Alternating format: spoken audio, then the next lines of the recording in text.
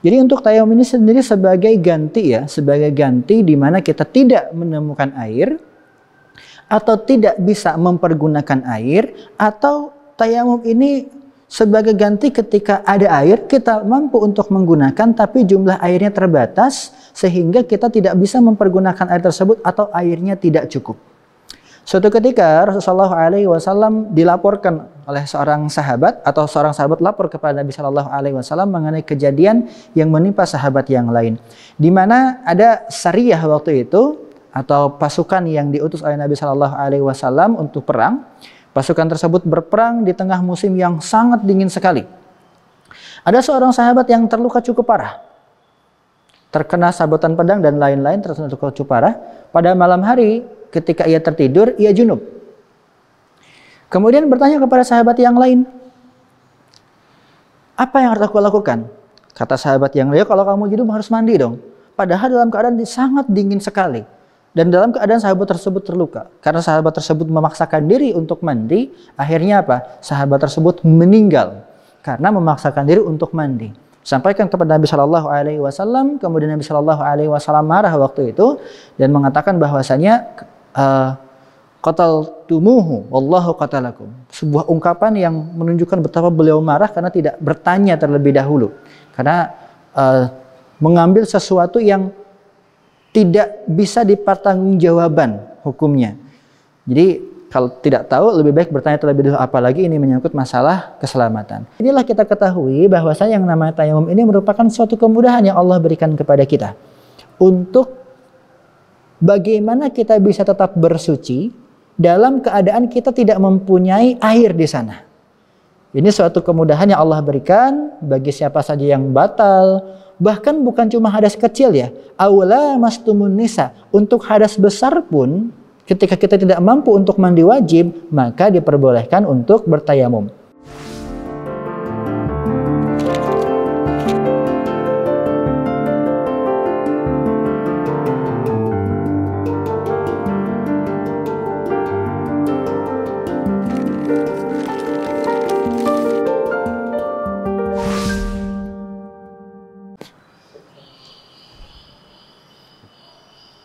Bismillahirrahmanirrahim. Hayyakum bi tahiyatil Islam wa tahiyatil ahlil jannah. Assalamualaikum warahmatullahi wabarakatuh. Fa innal hamdalillah nahmaduhu wa nasta'inuhu wa nastaghfiruhu wa natubu ilaihi wa na'udzu billahi min syururi anfusina wa min sayyiati a'malina. May yahdihillahu fala mudilla lahu wa may yudlilhu falan tajida lahu waliyyan mursyida. Nasyhadu an la ilaha illallah wahdahu la syarika lah, lahul mulku wa lahul hamdu wa huwa ala kulli syai'in qadir. Wassalatan wassalaman ala habibina al-Mustafa Sayyidina Maulana Muhammad sallallahu alaihi wasallam wa ala alihi wa sahbihi wa man tabi'ahum bil huda ila yaumil qiyamah wa ba'd. Alhamdulillahirabbil alamin. Ikhwan akhwat, para jamaah sekalian dirahmati oleh Allah Subhanahu wa taala. Allah memberikan kepada kita kesempatan yang sangat banyak untuk berbuat kebaikan. Mari kita pergunakan waktu luang kita, kesehatan kita, kesempatan kita untuk talabul ilmi dalam rangka bersyukur kepada Allah Subhanahu wa taala. Insyaallah untuk kesempatan kali ini kita akan membahas mengenai bab akhir ya dari fikih taharah, di mana bab ini membahas mengenai pengganti bagi wudu maupun mandi wajib atau mandi junub yang sudah pernah kita sampaikan sebelumnya. Jamaah yang dirahmati oleh Allah Subhanahu wa taala, ada kalanya suatu ketika kita mungkin tidak bisa untuk menggunakan air atau tidak menemukan air. Maka Allah Subhanahu wa taala berikan cara sebagai ganti dari kita tidak bisa menggunakan air atau tidak mendapatkan air tersebut yang disebutkan sebagai tayammum. Apa itu tayammum? Secara bahasa, tayammum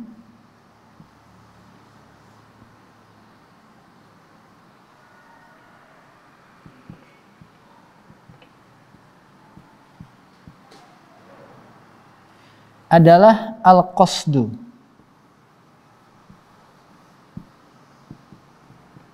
atau sesuatu yang dimaksudkan. Dimaksudkan untuk apa? Diniatkan untuk apa? Untuk menggantikan taharah yang memang tidak bisa kita laksanakan karena tidak ada air. Kemarin kita bahas bahwasanya taharah tersebut menggunakan air, baik dalam keadaan taharah dari hadas kecil maupun hadas besar. Baik dalam keadaan berwudu maupun mandi itu menggunakan air. Cuma pada suatu saat kita mungkin tidak mendapatkan air atau tidak bisa mempergunakan air. Maka Allah Subhanahu wa taala syariatkan yang namanya tayamum. Ini ada di surat Al-Maidah ya. Ada di surat Al-Maidah ayat ke-6.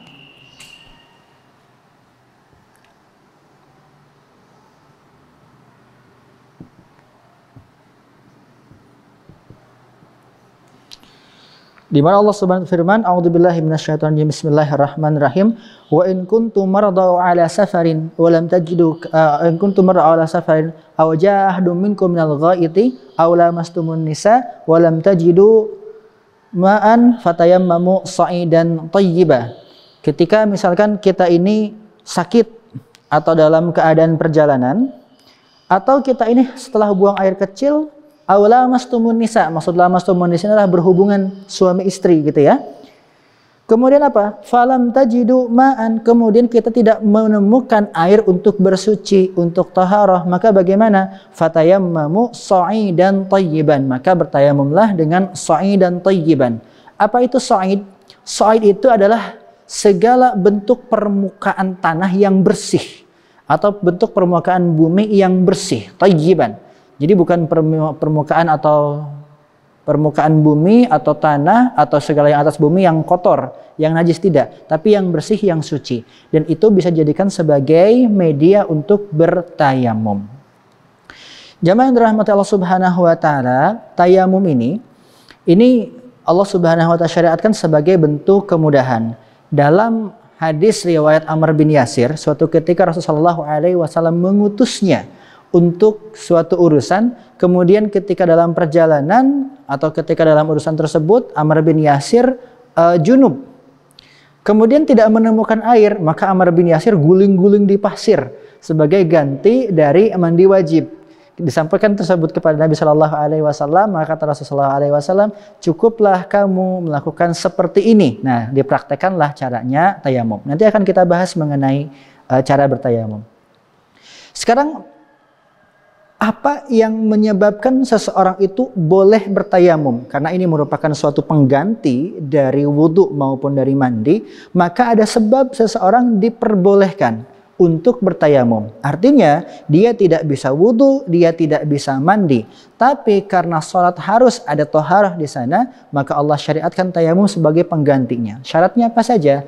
Yang pertama, tidak menemukan air atau tidak mendapati air untuk bersuci. Dia sudah mencari, dia sudah berusaha, tetap tidak mau atau tidak mampu untuk menemukan air, maka dia tidak bisa untuk menggunakan air tersebut karena ketidakadaannya air. Maka dia boleh bertayamum. Yang pertama. Yang kedua, karena ketidakmampuan untuk memakai air. Mungkin airnya ada, airnya melimpah banyak, tapi dia tidak mampu untuk memakai air. Bisa jadi karena mungkin alasan kesehatan. Kalau dia pakai air jadi sakit atau tambah sakit gitu ya. Atau misalkan sedang terluka yang memang tidak boleh terkena air, maka diperbolehkan untuk bertayamum walaupun airnya banyak di sana. Atau misalkan ada air, dia mampu untuk mempergunakan air tersebut, hanya saja ada keperluan yang lain yang urgen untuk mempergunakan air tersebut sehingga tidak bisa dipakai untuk berwudu ataupun untuk mandi. Contoh misalkan sedang dalam perjalanan, bekalnya hanya tinggal air dan airnya tinggal sedikit. Kalau misalkan dipakai untuk mandi ataupun dipakai untuk wudu, maka perbekalan tersebut habis dan itu bisa membahayakan. Maka diperbolehkan untuk bertayamum sehingga air tersebut bisa dipergunakan untuk perbekalan. Jadi untuk tayamum ini sendiri sebagai ganti ya, sebagai ganti di mana kita tidak menemukan air atau tidak bisa mempergunakan air, atau tayamum ini sebagai ganti ketika ada air, kita mampu untuk menggunakan tapi jumlah airnya terbatas sehingga kita tidak bisa mempergunakan air tersebut atau airnya tidak cukup. Suatu ketika Rasulullah SAW dilaporkan oleh seorang sahabat, atau seorang sahabat lapor kepada Nabi SAW mengenai kejadian yang menimpa sahabat yang lain, di mana ada sariyah waktu itu atau pasukan yang diutus oleh Nabi SAW untuk perang. Pasukan tersebut berperang di tengah musim yang sangat dingin sekali.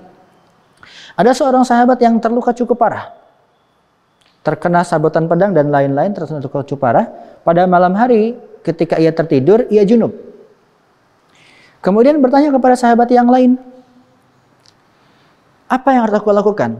Kata sahabat yang lain, kalau kamu junub harus mandi dong. Padahal dalam keadaan sangat dingin sekali. Dan dalam keadaan sahabat tersebut terluka. Karena sahabat tersebut memaksakan diri untuk mandi, akhirnya apa? Sahabat tersebut meninggal karena memaksakan diri untuk mandi. Sampaikan kepada Nabi Shallallahu Alaihi Wasallam, kemudian Nabi Shallallahu Alaihi Wasallam marah waktu itu dan mengatakan bahwasanya qataltumuhu wallahu qatalakum. Sebuah ungkapan yang menunjukkan betapa beliau marah karena tidak bertanya terlebih dahulu. Karena mengambil sesuatu yang tidak bisa dipertanggungjawaban hukumnya. Jadi kalau tidak tahu lebih baik bertanya terlebih dahulu, apalagi ini menyangkut masalah keselamatan. Maka Allah Subhanahu wa taala mensyariatkan tayamum sebagai kemudahan bagi kita yang mengalami kesulitan. Fa inna ma'al usri yusra. Sesungguhnya di setiap kesulitan itu Allah sertakan dengan kemudahan. Gitu ya. Ketika misalkan dalam perjalanan, ketika misalkan dalam keadaan kita ini sakit, atau misalkan habis buang air kecil, bahkan disebut lamastumun nisa, sudah berhubungan suami istri hadasnya hadas besar sekalipun, walam tajidu ma'an, nggak dapat air, nggak bisa mempergunakan air, ada tapi nggak cukup, fatayammamu, maka bertayamumlah dengan sa'idan tayyiban, dengan semua yang ada di bumi ini yang bersih. Dan dalam hadis Nabi Shallallahu Alaihi Wasallam beliau bersabda bahwa bumi ini permukaannya seluruhnya dijadikan sebagai media yang bersih dan membersihkan. Artinya terlepas dari hal-hal yang najis, terlepas dari hal-hal yang kotor, semua bisa dipakai untuk bersuci dengan atau tanpa ada tanah di atasnya. Jadi yang beranggapan harus ada tanahnya kelihatan tidak mesti. Misalkan seperti ini meja memang tidak ada tanahnya, tapi ini media bisa dipakai untuk bersuci. Begitu pula papan tulis ini dan tempat-tempat yang lainnya.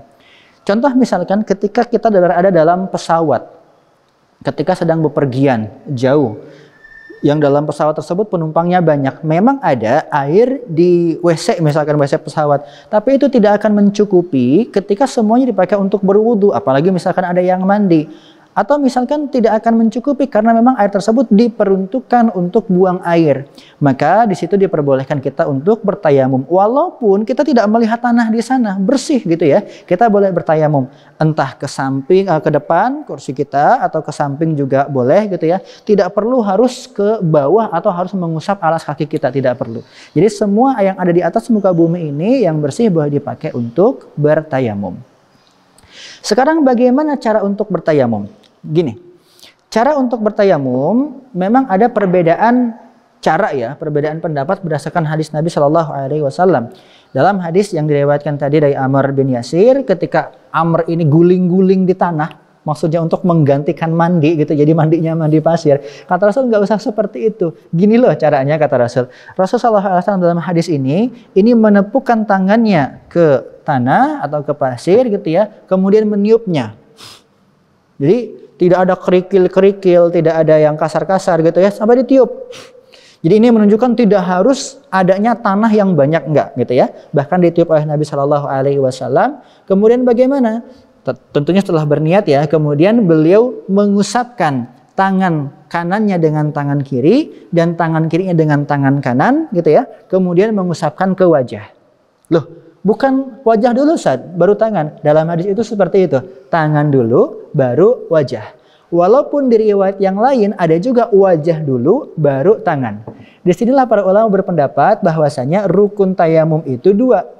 Yang pertama niat, yang kedua adalah mengusap wajah dan tangan atau tangan dan wajah. Tidak mesti berurutan, monggo mau wajah dulu baru tangan boleh, mau tangan dulu baru wajah juga boleh. Ada yang mengatakan cukup satu kali tepukan untuk wajah dan tangan, ada yang mengatakan tangan satu, wajah juga satu kali tepukan, jadi dua kali tepukan atau dua kali mengambil kalau bahasa kita debu gitu ya. Jadi monggo mau pakai yang mana. Dalam hadis tersebut dikatakan satu untuk tangan dan wajah. Ada juga mengatakan satu untuk wajah, satu untuk tangan, tidak jadi masalah. Cuma yang perlu diperhatikan, karena ini merupakan suatu kemudahan dari Allah Subhanahu wa taala, jangan dipersulit. Maksud jangan dipersulit seperti ini. Allah hanya memerintahkan kepada kita untuk apa? Famsahu biwujuhikum wa aydikum min, untuk mengusap wajah dan juga tangan. Dan tangannya pun tidak mesti sampai sikut. Tangannya cuma sampai pergelangan sini saja cukup. Dan ketika diperintahkan wajah, maka keluar dari situ yang selain diperintahkan. Tidak usah, oh kalau wudhu kan kumur-kumur, apa kita harus kumur-kumur dengan debu? Nggak boleh, nggak usah. Gitu ya, ini mempersulit diri sendiri. Termasuk masukkan ke dalam hidung, gitu ya. Cukup mengusap wajah dengan tangan tersebut yang sudah ditempelkan ke bagian yang suci, gitu kan. Diusap, gitu ya. Kemudian ke tangan. Atau tangan dulu baru kemudian ke wajah, tidak jadi masalah. Itu kemudahan dari Allah Subhanahu wa taala. Nah, bagaimana dengan hukum-hukum yang terkait dengan pembatal tayamum ini sendiri? Semua hal yang membatalkan wudhu maka membatalkan tayamum, ditambah satu apa? Adanya air. Jadi semua hal yang membatalkan wudhu, mohon maaf ya, kentut, kencing, buang air. Dalam madhab Syafi'i menyentuh yang bukan mahram. Kemudian juga misalkan ya semua hal lah. Menyentuh kemaluan misalkan. Semua hal yang membatalkan wudhu itu pun membatalkan tayamum.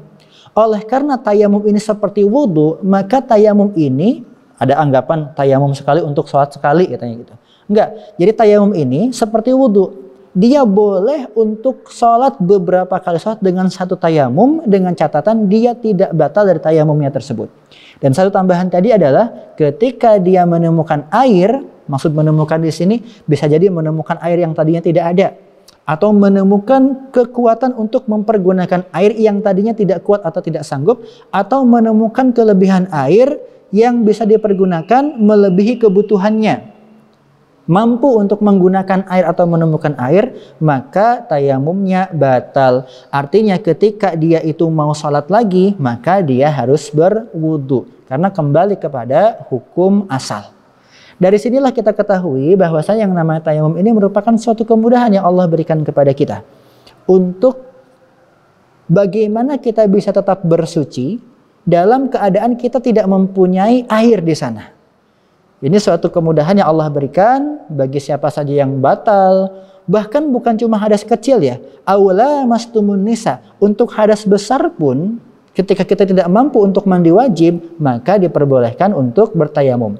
Contoh misalkan dalam keadaan musim dingin yang sangat dingin, tidak ada alat untuk memanaskan air. Kalau kita pakai air tersebut bisa memberikan kemudaratan untuk tubuh kita, maka diperbolehkan untuk bertayamum. Jadi ini yang namanya syariat tayamum. Gitu ya. Syariat ini Allah berikan sebagai bentuk kemudahan dengan syarat-syaratnya bahwa kita tidak menemukan air atau tidak mampu mempergunakan air karena faktor mungkin kebutuhan ataupun faktor kesehatan, dan batalnya tayamum itu seperti batalnya wudhu, ditambah ketika misalkan dia menemukan air atau mampu untuk mempergunakan air tersebut. Jadi kalau misalkan kita dalam suatu perjalanan, dalam suatu keadaan kita tidak mampu untuk mendapatkan atau tidak mampu untuk menggunakan air, jangan ragu untuk bertayamum, karena ini pun syariatnya ada dalam Islam. Tapi kalau ada air gitu ya, apalagi airnya melimpah, kita mampu, nggak boleh tayamum, karena tayamum ini merupakan sebagai pengganti saja. Gitu ya, sebagai keringanan ketika kita mendapatkan kesulitan untuk mempergunakan atau mendapatkan air. Itu mungkin sekilas untuk tayamum. Nanti jika ada yang mau ditanyakan silahkan nanti bisa ditanyakan untuk disampaikan dalam pertemuan yang akan datang. Aku qouli hadza, astagfirullahi wa lakum. Assalamualaikum warahmatullahi wabarakatuh.